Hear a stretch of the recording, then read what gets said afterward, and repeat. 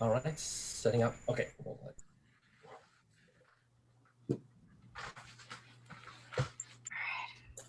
Hello, everyone. Thank you so much for joining us. All right, setting up. All right. Am I supposed to say Hi. something yet? Oh. Welcome, everyone, one and all, to our Giving Tuesday, sponsored by Creators Assemble. So we are here tonight with everyone on board. We are Creators Assemble. We are a San Diego and group of area of wonderful librarians, comics fans, creators, and aficionados. And we are celebrating those who create comics, those who create books. And today we're here for a very special evening, sponsored by the Make-A-Wish Foundation. We are currently part of Giving Tuesday, helping out some kids with critical conditions, helping to help immortalize them as superheroes. And we love comics. We love creators. And of course, tonight we are here with a very talented creator, Miss Jules Rivera. Hello, Jules. Thank you so much for joining us. Hi. It's great to be here. I'm having some technical difficulties with my flower. My hair's still a little bit wet. Hey, don't worry. Just having technical difficulties, but yes, I am here. I am the actual history making Jules Rivera. It's me. Ugh. Oh, wow. Yeah. Yeah, I actually did. I literally had to make history in order to get my job. And I'm like, I just wanted to draw pretty pictures, man. Yes. So, Jules, you and I have known each other for the better part of a decade. We first met at the wonderful San Diego Comic Savvy event back in the day, where you were an aspiring cartoonist, and now you're a professional cartoonist. So, you want to talk about a little bit about your roots and getting into the whole field of comics and cartoons? Have we really known each other for that long? No, we haven't. Mm-hmm. Shut up. I've only known you for like 5. Oh, yes, it's bigger than 5 years. Oh, damn. Okay, yeah. Okay. Guess it's been a minute. Wow. Okay. I don't know. Let's see. How do I begin? Well, I mean, let's just start off with about whereabouts where you might have found me. I was in San Diego. I was working as an engineer and at a defense contractor, and I was miserable and I hated my life. Yay! So I was at a lot of the comics events because I was also a person who did web comics in the evenings, and that was more my interest. I just kind of got into, it's a really long story how I got into engineering. No, it's not. The state of Florida was paying for my education, and I was like, this is a degree that'll make me some money and get me out of my mom's house, because it wasn't art. No, it was not. No. So, yeah. So I spent a bit of time being frustrated in San Diego, but then I eventually decided it was time to depart the company and start, growing my life in Los Angeles as an artist and an illustrator. So I started taking art class. I cashed out my 401k, the whole thing, just smashed it all. I took that money. I got myself some art classes. I started building myself a portfolio. Started networking with other artists, and eventually, I was starting to get work. And I hit a crisis point in my life where I ended up having to move back to Florida, for emergency reasons. And at that crisis moment, I really leaned on my comics list in order to, I guess, save me financially. Because I was like, I need money. Hello, everyone. I need money. My name is Jules. I do colors. La, la, la. I mean, all these people already knew me. But yeah, by the time I reached this crisis point, I've been kind of like freelancing a little bit, but I hadn't like gotten to the point where I was like an actual no fooling around pro. Not quite yet. So the next few years after that, after I reached that, moved back to Florida, I actually rebuilt myself. My first coloring gig was with Comics Tribe, with Oxymoron, the Loveliest Nightmare. And that was really cool working for, kind of bootstrappy publisher, a bunch of guys who, like me, were looking to make their dent in the comics industry. And sometimes the industry doesn't give you the opportunities you really deserve. And so you just make the opportunities. So whatever, like there's always somebody who needs talent. I mean, I was skilled.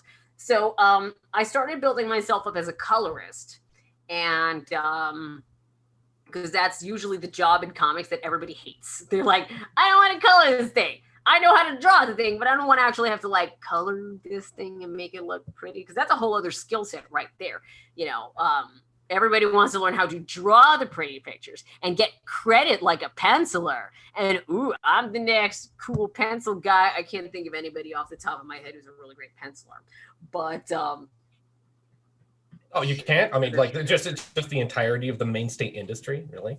oh, the industry that shuns me like I've got the plague. Pff, don't care. Thanks. You go quote them. Anyways, they don't put respect on my name. Anyway, blah, blah, blah. Everyone wants to be the penciler guy. But I found legit work as a colorist. I was like, you know what? I'll stick with it. It's a trade. I can work with it. And I tried to keep getting freelance color gigs in, but eventually that dried up.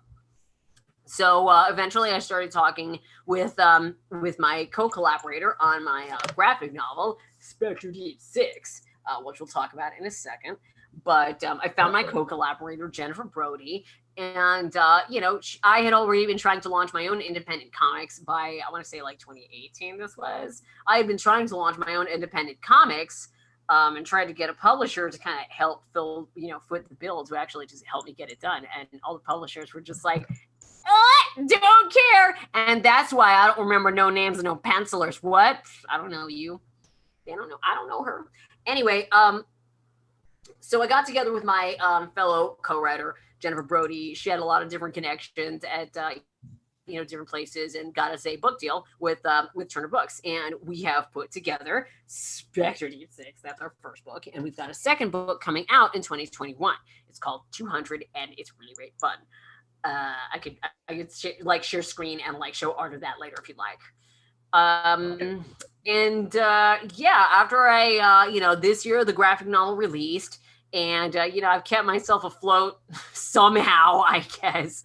But then I got the big history making deal with Mark Trail in this talks kind of started up in June, but it really is like log on as Mark's full-time artist until October. And so for those of us who don't know about Mark Trail, and even though I may be a very savvy comic book guy myself, I have to admit the first time I heard of Mark Trail was when you got the gig for it. And I believe it was... that's the first time a lot of people know about it. Yeah, like what was it, a New York Times piece that actually said that like history-making Latinx artist Jules Rivera, the inherits 74-year-old comic strip Mark Trail. I'm like, cool. Congratulations to Jules. And I'm just like, what's Mark Trail? Yeah, you're like, what's Mark Trail? Also, I didn't inherit it. I fought for it. There's a difference. Huge difference. Okay. I won the Hunger Games, all right? So let's just make that screaming distinction right there. A lot of people like our age and younger, a lot of the millennials are not really up on what Mark Trail even is. And I admittedly hadn't heard of Mark Trail when I was first approached for the gig, but I was excited to pick up and learn from it. It's not like I'm incapable of reading and researching a thing. Like, come on, I'm smart. So anyway, Mark Trail has been, okay, let me just back up. What is Mark Trail? So Mark Trail is the story of Mark Trail, a nature dude who goes out in nature and loves nature so hard he's willing to punch bad guys in the face about it. Kind of like a proto Captain Planet by way of Don Draper, kind of like that. I kind of didn't make any bones about basing the design of the new Mark Trail on John Hamm because he's hot. He looks like nature. He's got daddy. That stubble. He's got that square jaw. I mean, he's like the most obvious choice, I feel like. Like, I feel like any artist would have made that choice, not just me. I'm really Are you saying that nature guys have to be rugged now or ruggedly handsome? You're saying that nature guys have to be rugged now or ruggedly handsome? Oh, that's so adorable, Matt. Like, you get out of the house. That's not a thing. But I mean, it helps for, if we want to make this comic appealing, wouldn't it help to make the lead attractive? Like, why is this hard? If anything, I feel like this is in line with the intentions of the original artists. I just happen to know how to draw a hot guy for other people to read. I'm sure the Mark Trails that the other artists drew for themselves, that they looked at that and go, yeah, I hit it. I'd roll around with that guy. Yup. Okay, I would, hike that trail. Hike the trail, yeah. Go down that happy trail, so to speak. Yeah. Yarp, yarp. Yeah, I'm pretty sure you've heard plenty of that. And can you tell us a little bit about the history of Mark Trail as a character in its 74-year history, so we get a little bit of background, because you're becoming a lot more versed in that character, and for our audience out there who may not be so familiar with this dynasty. Yeah, so there is a dynasty. In fact, that's basically the current storyline right now. It's Mark Trail confronting his own dynasty. So Mark Trail started in 1947, written by an artist named Ed Dodd. And Ed Dodd wanted to create a comic about a guy who had just come back from war, and he makes friends with a Saint Bernard named Andy. And I'm like, oh my God, that's the cutest story ever. He basically gets rescued by his Saint Bernard from coming back from war, presumably with some PTSD. And because this Saint Bernard changed his life, he dedicates himself to nature and helping out animals and, endangered species. The comic went on, drawn by Ed Dodd exclusively, until about the 70s, where he got, we're talking like he was doing the comic for 30 years, bro. Like, it was a minute. So he brought in Jack Alrod as the next artist to follow him up and, help with assisting and stuff. And when Ed Dodd eventually retired, and I want to say the early 90s it was, 91, 92, when Ed Dodd finally retired, Jack Elrod took over completely. And Jack Elrod made some interesting changes to the comic that Ed Dodd, I think there might have been some division as to whether or not this is something Ed Dodd would have agreed with. First of all, Jack Elrod decided to have the main characters, Mark and Cherry, get married. And for the longest time, they were not married. And I'm not sure what kind of discussions went into that, but I have been told by trusted sources that was not really in line with how Ed Dodd saw the story. But Jack Elrod decided to start taking things his own way. He's his own dude. You got to let an artist create, So Jack Elrod marries Mark and Cherry, and also gives us Rusty, the kid character, right? Because, kind of like the Batman to his Robin to his Batman. I'm not that disrespecting of big twos. At least I know who Robin and Batman are. And so anyway, he would be the Robin to his Batman, and basically have a kid character to kind of reflect against Mark. And maybe that was a commentary on fatherhood and, seeing Mark evolve as someone who would be more of a parental figure rather than just a rugged nature, handsome guy, So I think that does take him into an interesting slant. Eventually, Jack Elrod had started getting old and retiring on his own in the mid-aughts, I want to say. The aughts is what? 2000 to 2020 or 2000 to 2010? There's the aughts and the aught-teens, and of course you can only start saying them when you become old looking. That's how it is. But it was my birthday yesterday, so I'm old, so I can say the aught. So back in aught 10 or aught 11, or you could say aught 11. You can do either or. Okay. Or James Allen started off as an assistant, and he took over the comic in 2014. And he worked on the comic for 6 years. And this year, I don't want to comment too much on his departure, but there was a parting of ways. That's all I'm going to say about that. There was a parting of ways, and there it's like there was a fork in the trail, and there's a fork in the trail, and he decided to go this way, and they decided to go that way. And that is all I'm going to say publicly, because oh God! And all of a sudden, there's this dynasty of a comic that has been drawn by 3 Caucasian men over the course of 74 years, and all of a sudden this brown girl comes and takes over.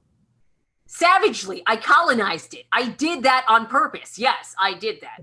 Okay, so here's what sparked my furor. I really, really didn't like how the comic didn't bring enough science to the world, And when the editorial folks talked to me about what kind of direction they really wanted me to take this comic in, confronting environmental racism and confronting, kind of more current issues like climate change. James Allen was a climate change denier. It is known, Khaleesi. So I wanted to bring science back to the funny pages. Bring it in and hit you hard with that. I put out things like the metric system. I talk about all kinds of scientific units. I renamed the science comics Science Sundays. It weren't even called Science Sundays before I came along. So I saw the opportunity. I got approached because of the other webcomic that I have been doing and would love to get back to after I get a couple more days off. I swear, oh my God, I'm tired. And once I get back to it, the comic that I do is Love Jules. And this is an autobiographical comic-ish. It's autobiographical. This is semi-autobiographical, I would like to say. It's semi-autobiographical. It's like autobiographical meets surrealism, because a lot of stuff that happens is not literal. In fact, the vast majority of everything that happens there is not a thing that literally happened to me. It's not a joke. Yeah, because I mean, it's just the way I've seen it. I've been reading your webcomic Love Jules for a while, and I like the way that it's done. For me, it's just really nice to see this semi black and white, black and gray comic where the only resonating color that pops up is green, of course, via your hair. And of course, is that just like the stylistic challenge, just to make sure that people know you and wearing the green, having the green hair and the occasion, like on the the cover, J-Lo's iconic Grammys dress from 2000, because fellow Puerto Rican girl. It seems to be. You gotta pay respect. Okay. And I find that the your webcomic is actually very informative and very entertaining, because you take on a lot of issues, and mainly just like facing casual racism and casual neckbeardism and sexism in life, and you're kind of fighting back along that with it, just with this whole a lot of guys in your semi-autobiographical comic are, oh, I rubbed this girl the wrong way. And it's very easy to do, because it shows that you're a little bit of a fire, you're a little firecracker. You got a short fuse and you will blow up real quick. Being me is eternally defusing your own bomb. That's what being me is like. I'm always like, don't kill them. Don't kill. You want to kill. Don't do that. No, Jules, don't do that. That's just me in my own brain all the time, forever. Just telling the people. Just telling myself, don't harm people. All right, that's why I've been very good at this pandemic. I just keep myself nice and locked up where I don't harm anyone. It's great. And then I water plants. Okay. Watering plants never hurt anyone. Just saying. I mean, my very existence is a political act. You can probably make a Mark Trail comic about that. A Mark Trail comic about what now? Watering plants and how it hurts someone, or where the plants come to life and they fight Mark Trail or something like that. I don't know. I did want to do a thing about ayahuasca down the road. I'm not ruling it out. Yeah. But yeah, I mean, I saw this opportunity and I wanted to I'm like, this is mine. It has to be mine, because Mark is Florida man. All right. Mark Trail is a guy who routinely gets into speedboat accidents, blows everything up. I mean, he is a wild and wacky dude. So yeah, I was like, okay, I've lived in Florida for 17 years. It is time for that experience to come to roost. And yes, the very first storyline that I've kicked off with for Mark Trail does take place in Florida. And we're seeing a lot of things that would be, familiar to me in Florida. I mean, not entirely familiar. Granted, in today's comic strip, there is a python attack.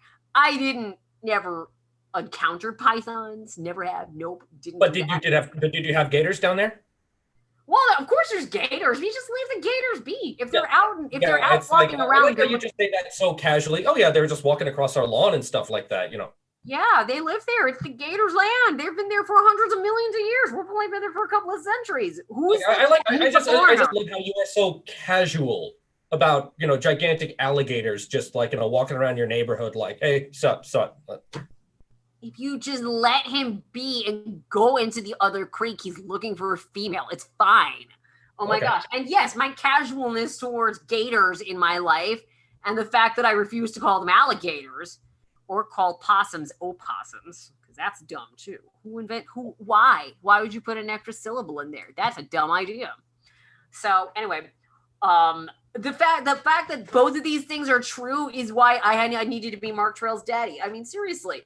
Who could top me? What? Who's actually more like macho and manly in comics than me? Who? I'll fight them. Go ahead. Name a name. I'll throw them down the stairs. Well, you could probably fight them, but you probably win. It's just like I've why? Some of us learned the hard way not to mess with ferocious Puerto Rican girls, and of course that's what Love Jules is all about. That's pretty much it. Yes, I mean there's literally knives in the logo. I put knives there. Hi. In fact, yeah, I mean, the whole thing about Love Jules is you never shy away from a confrontation and you never lose them too. well, I mean, I do lose confrontation sometimes, but well, it's not really lose so much as I do the assessment real time, and I think, is this worth starting shit over? And honestly, 90% of the time, the answer is no. Right? Just like, back it up, zip it up. I don't talk to this person no more. That's it. And I feel like that's something that I'm going to become conflicting. Yeah. So, I'm sorry. Let me mute my my alarms over here. Doing messages. Okay. Say it. All right.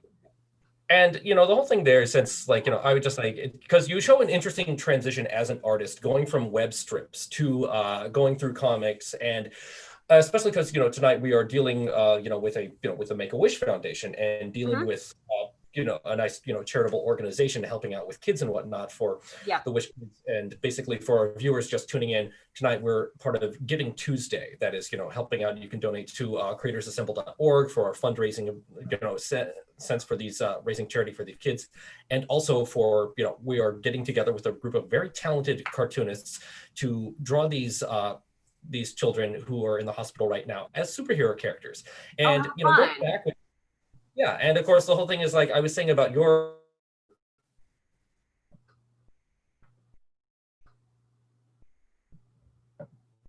Uh-oh.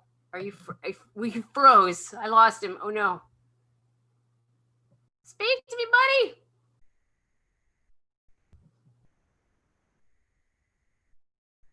Hello. Uh-oh.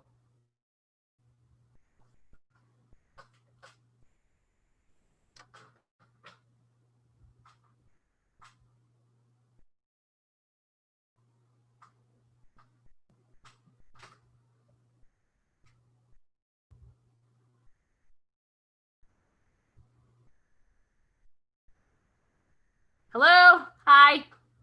I hope I can get him back. Oh dear. Oh, no, our marbles. I'm the host now. I'm gonna hike off. Or actually, no, I'm gonna hang out. Hi, my name is Jules Rivera. I'm the creator of such great novels such as Love Jules, Tidal Wave Queen, and Love Jules, Manic Pixie Nightmare Girl. Hi. Yeah. I held down the fort when you got. Oh, okay, yeah, back on. Of course, you know how it is. It's Zoom. I was like, where'd he go? I lost him. Okay, oh, no. Okay, yes. Okay, it's back on, and we're still live on YouTube. Thank you for dealing with the you know, technical difficulties of things, but I'm back on full signal. But yeah, as I answer the question, because, you know, you did, I believe, because I haven't read Hi Felicia yet. Was that actually a children's book? And then you also used to do Barbie graphic novels back in the day. It wasn't even back in the day. It was literally 2 years ago. Really wasn't that long ago. Everyone acts it feels like a very long year. Oh God, this year was 10,000 years long. Oh my God. Like, yeah, I think I turned in those Barbie books like in 2017. Like, that was really not long ago at all. So, yeah, it's like, but the thing I really don't understand is you are doing these very aggressive, very edgy, very, you know, like fierce graphic, you know, it's like self-published, it's like webcomics. Yeah. And somehow you get tapped to do Barbie. No, I did the fierce webcomics and got tapped to do Mark Trail. That's the crazier thing. Barbie actually came before Love Jules. Okay. Yeah. So what was it like working on what was it like working on America's, you know, favorite plastic doll? I loved it. I'm really sad I don't get to do it anymore. I wish I get to do it, but I can't. Oh, because publisher foolery. That's all I gotta say about that. Just my face says it all. Just that's why I can't work on it. Because that's just, you know, really cool that it's like, because, you know, the whole about Barbie is like, it's often been, you know, every girl in the world puts together, like, you know, they collect Barbies, you know, from a young age, they collect their Barbies, and you can like make Barbie do her own adventure. But all of a sudden you are the girl making Barbie have those adventures. You're basically living the dream of every little girl on earth, getting to, you know, just take Barbie out of her Malibu dream house and out into those adventures into the world. Do I want to make Barbie play with unicorns? Do I want to have her go to the beach? Do I want to do this? You know, you are finally that Barbie girl in that Barbie world. Do you want me to continue? Amazingly, I got tapped to do the 2 greatest Barbie stories you're ever gonna read. Fun fact, I am the only artist who worked on both of Teenie Howard's Barbie stories. It's true. Teenie Howard. Yeah, because you worked with Teenie Howard was doing that before she. Yeah, Teenie Howard got that before she blew up. She worked on a couple of Barbie stories. I was the artist on both of them. So that was pretty fun. I liked working with Teenie. She was a lot of fun. And especially since the character in there was a character in the second book that had to rhyme. And oh my gosh, she was telling me all the crazy stuff around that. But the very first book was about like a sci-fi adventure where Barbie is actually in space. And interesting enough, she is fighting environmental criminals in her backyard. I don't know why this follows me around. Barbie is so woke these days. Barbie's woke AF. So Barbie's fighting environmental criminals in the very first book. Barbie, I believe it was Barbie Starlight Adventure, Secret of the Gems, because the gems could pop and explode. That was their secret. So, cool. And bad guys wanted to mine the gems for fuel. And Barbie was like, no, you can't do that. So that was actually pretty cool. I got to have entire animal fights in that book. It was Barbie Starlight Adventure. The Barbie Starlight Adventure book I did is probably, now that I think about it, it's probably the most Mark Trail thing I did before Mark Trail. It was wild. And the second book that I did, Barbie Video Game Hero, it was really just a fun romp in like a video game world. And I just had a lot of fun with it and showing things that looked like kind of video gamey, kind of like in the same way Wreck-It Ralph was. So it was like drawing a Wreck-It Ralph kind of story. It was a lot of fun. I liked it. Yeah, that's pretty cool there too. And you also started off back in the day with a lot of us around the Southern California comic community knew you from the Artist Alley, where you'd always be the loud green-haired girl, as you were often known, and still are. I don't know if I was known as the loud green hair girl for that long. I've only well, you had brown hair when you started, but then when I started, I had brown hair. I really didn't start having green hair until I want to say 2017. It was a fairly recent development. But you started off with your original. Yeah. Okay. Yeah. But you started off with your first self-published comic, the Valkyrie Squadron. You did a sci-fi series initially, starting off for a couple of years, and so that was just cutting your teeth on things before. Did you, as the introductory role on things? And so, how was self-publishing your own book back in the day? I want to say it was hard, but at the same time, if you are willing to pay money, you can make your own book happen. Like, you just do it. You're like, great, I love it. You don't have to answer to gatekeepers. You just make a thing happen. Like, there is no way in Hades I would be able to get Love Jules published with a traditional publisher. It is way too salty. It's too loud. And they would tell me to curtail a lot of what makes it special. And I'm like, I'm just going to keep it independent. That's fine. It's okay. Self-publishing is great if you want total freedom. If you want creative freedom, like nobody's business, then fine. Self-publishing is super cool.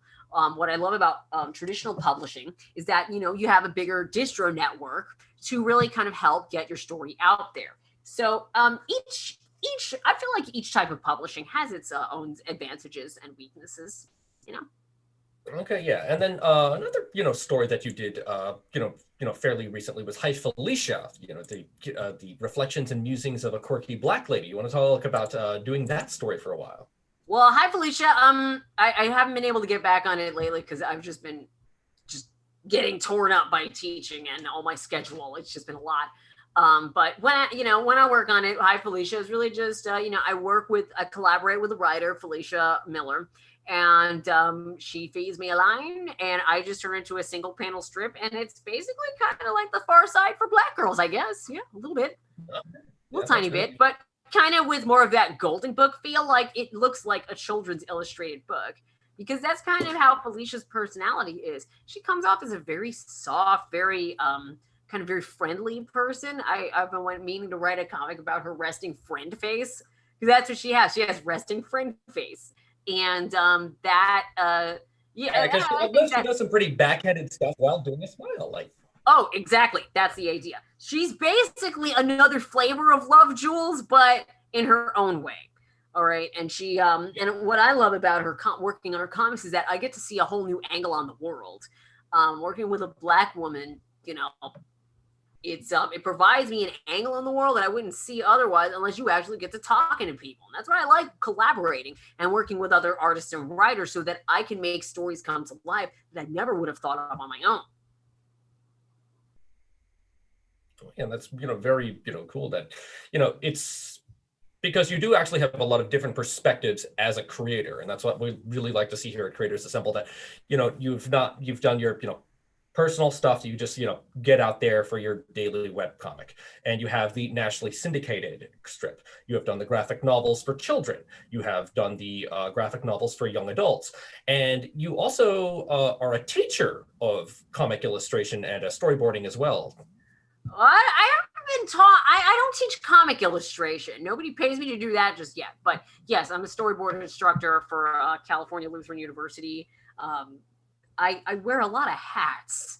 I've done a lot of things lately to just try and make sure the lights stay on. And, I've just spun a lot of plates. So, that's how my name ends up on a lot of credits. I just hustled.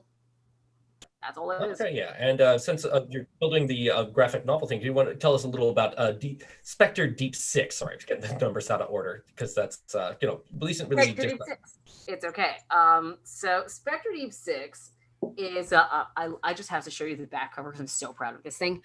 So, secret agents, killed in action, the ultimate ghost agents. So, yeah, that basically describes the whole book right there. So it's Ghost Agent. It's about a series of ghost agents who were killed in battle, but then resurrected in this really horrible, painful process. In fact, I drew this terrifying sequence about what it's like to get sucked up from being a dead person. They suck up your soul and then put you in a suit, and then you become a specter, right? It's really horrifying stuff. And then end up working as a specter for the government. And here we get the pages that introduce all 6 specters, and it's a lot of fun. And they're all trying to save the world from this really dangerous piece of technology that's making its way into the wrong hands. And one of their new guys that they've recruited for the team might know a little too much about that. So, it's a really wild ride. It's got a really cool, diverse cast. I had to learn how to draw 6 whole different people, man. It was a lot, but I got it worked out. And that's actually very cool that, because, you work with different characters in different capacities, trying to save the world. So it's like you do your own kind of superhero stuff in different forms. I mean, with Valkyrie Squadron, you have a pure sci-fi outlook to your characters, mainly just fighting these, intergalactic alien battles and whatnot. And then, within Spectre, it's like you have the whole sci-fi mixed with a slightly supernatural element on these things, which I think is a really cool creative thing that I think a more young adult audience would be a little compelled to. And then of course you have taken, like I said, you have taken the reins on one of the most just iconic female figures of all time. I mean, when I think about the 2 most prolific female characters in fictional history, it's Wonder Woman and Barbie are the go-to gals, and you've taken the reign on Barbie, and that's pretty hefty right there. That it's you've been trusted with everyone's favorite blonde girl, and it's and then of course you have your own self-published story where you get to be a hero in your own right. And I think one of the things that I think Love, Jules is a very funny story at times, but you also took this, you did this very empowering story that was actually just anything unlike I'd read in Love, Jules, where you finally just said to yourself, I'm taking a step away from being mistreated when you were as an engineer and made the jump into comics. Would you be comfortable talking about that particular story? Oh, hell yeah! I'll tell you all about that. Anyway, that would be the story Resignation, which I guess I was mentally writing even as I was working as an engineer. But yeah, long story short, I worked my time in San Diego. I had such a puss on my face every time you saw me. This is why. So let me just find it. It is totally in here. So the name of my story is called Resignation.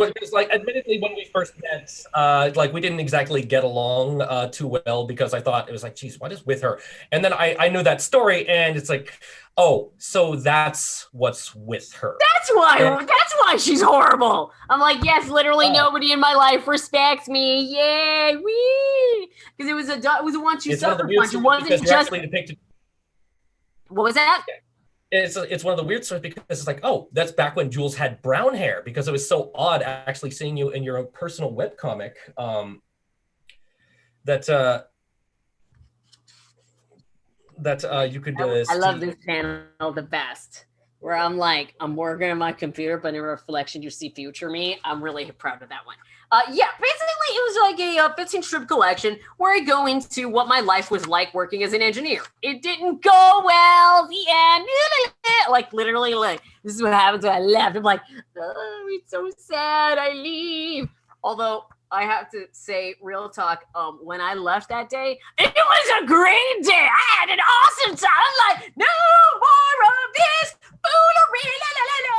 I just, I got all the foolishness out of my life, but in that particular moment, for the purpose of the story, I make it seem like it's a very solemn thing. So, yeah. Anyway, so yeah, I document my experiences, and honestly, I felt like it was like the most important thing I've ever really done for, myself, because for the longest time, I thought that all of that mistreatment was just something that, I just couldn't hack it. I just couldn't, I was the weak link.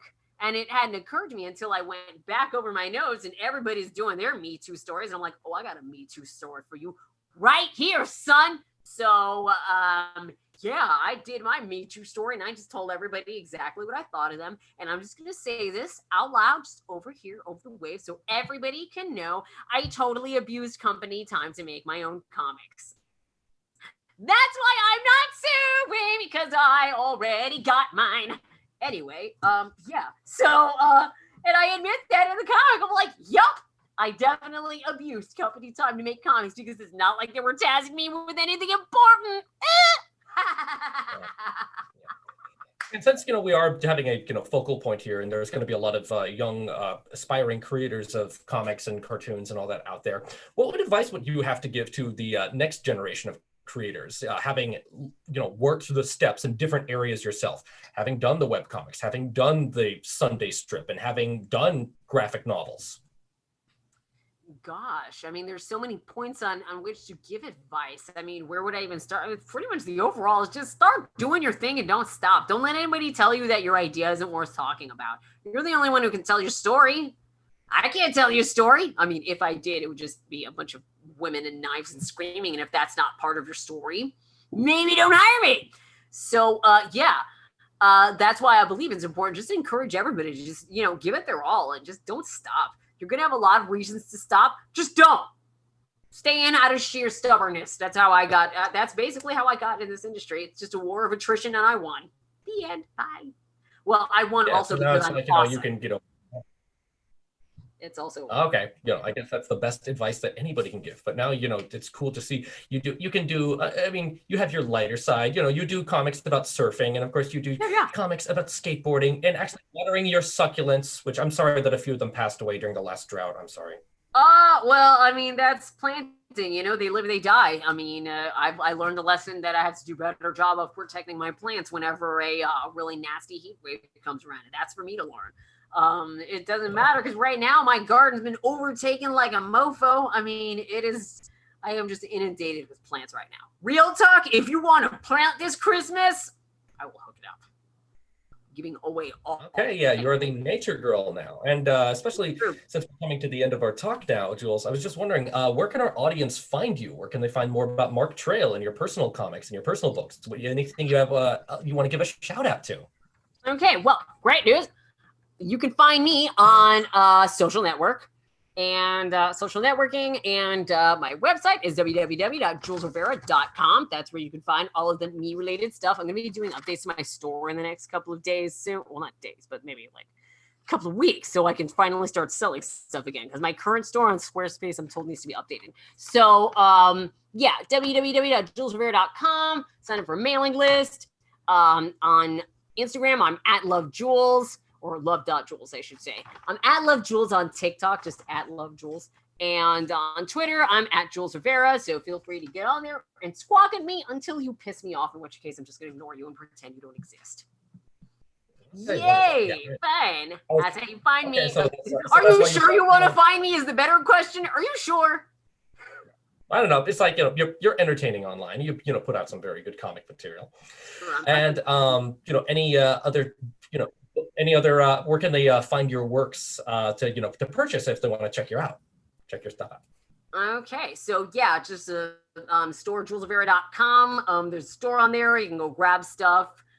It should still be working. Otherwise, just stay tuned. I will be having store updates in the future where y'all can get the latest copies of Love Jules, Manic Pixie Nightmare Girl, or Tidal Wave Queen. And of course, the next Love Jules volume is in work, Love Jules, Apocalypse Garden, in which I share all the gardening tips. Awesome. That's good to do. Is Mark Trail going to make a cameo, or is he considered? I mean, he's going to have to make a cameo. I already made the Mark Trail comic for Love Jules that says, I'm Mark Trail's dad now. I just wanted to make a cute announcement. Just kind of saying to everybody, hello, I'm introducing myself. Hi. Great. And I basically took over Mark Trail with the power of a magical dad sweater. Okay, wonderful. We look forward to that Barbie Mark Trail crossover. That's inevitably going to happen someday. I mean, why not? 2020, anything's possible. Anything's possible. Remember that didn't used to be a threat? Oh, yeah.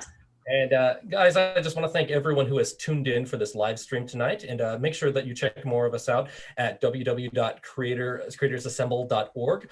You can make donations and help out these aspiring artists. We're currently helping out a project benefiting the Make-A-Wish Foundation for the Holiday Heroes for the critically ill children. So thank you so much. Every one of your views has certainly helped out. So if you would like to make a donation, be sure to check out Jules Rivera on her social medias, check out her books, check out her reading. And thank you so much. And be sure to check out Mark Trail. It's at Comic Kingdom now, right?